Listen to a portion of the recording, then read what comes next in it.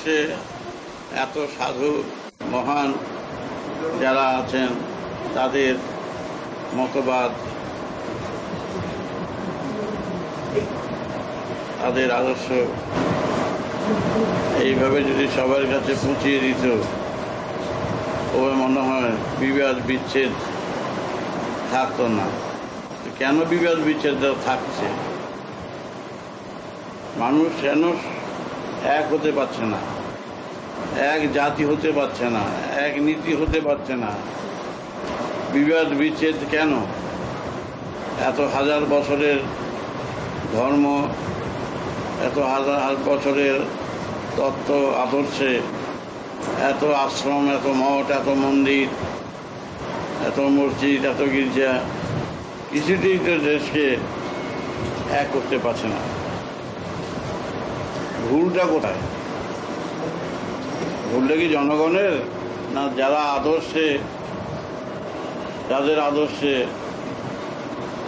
সব চলছে, কাদের ভুল? বুঝতে ভুল করতে পারে, এটা একটা কথা, কিন্তু বুঝতে ভুল করবে যারা, তাদের তো এর জন্য দায়ী কে? আমার কথাটা যদি বুঝতে ভুল করে, তার জন্য আমি দায়ী হব? তারা দায়ী হবে কেন? তাদের এমনভাবে বুঝাতে হবে তারা যেন বুঝে সেই তত্ত্ব বা আদর্শের তত্ত্ব বিষয় যাতে বুঝতে পারে। কিন্তু আজকের সমস্ত পৃথিবীতে এত জাতিগত নীতিগত কেন বিবাদ? ধর্মের আসল তত্ত্বটা আমাদের যে কোনো জায়গায় আছে দেবতা দেখো, দেবতা চেনো, কোনো জায়গায় আছে এগুলোর এখন প্রয়োজনই নেই। যে দেবতা জানো না, যে দেবতাকে দেখোনি, যে আত্মা বোঝো না, যে আত্মাকে দেখোনি, ওগুলো নিয়ে মাথা খারাপ ঘামিয়ে লাভটা কি?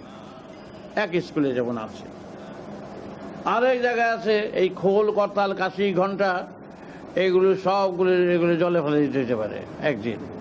যত ফটো আছে আমার সব জলে ফেলে দিতে পারে, হতে পারে। এই আদেশ আমি করতে পারি। যেদিন আমি বলবো লাঠি ধরতে হবে, সে লাঠি ধরতে হবে।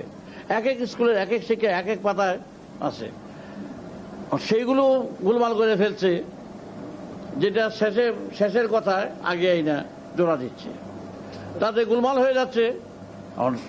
তিব্বতে আছে এই ৭৭ মাসে 2টা ল্যাব গায়ে দিবা, 2টা কম্বল গায়ে দিবা। এইখানে দেখা আছে এইখানে 2টা কম্বল গায়ে দিবা, এইখানের বইটা এসে এইখানে উপস্থিত, সেখানে বইটা যদি পড়ে এইখানে ৭৪ মাসে 2 কম্বল গায়ে দিবা, তাহলে তো বরাবর বুঝিব এইখানে লেখা তো ওইটা ওইখানকার এখানে, এটা এখানকার এখানে, সেটা তো লেখা না এখানে 2 কম্বল গায়ে দিবা। তাই যারা একটুখানি ভাবগ্রস্ত, যারা উচ্ছ্বাসে আছে, ভক্তিতে আছে, এত হাজার হাজার বছরের ভক্তিটাকে একবারই নষ্ট করে দেওয়া যায়? তাদের সাথে মিশতে হবে, চলতে হবে, বুঝতে হবে, তাদের পোশাক পরতে হবে, তাদের সেন্টিমেন্টের সাথে মিশতে হবে, তাদের নারীর গতি বুঝে বুঝতে হবে, তারপরে ঢুকে তাদের সঙ্গে আত্মীয়তা করে তার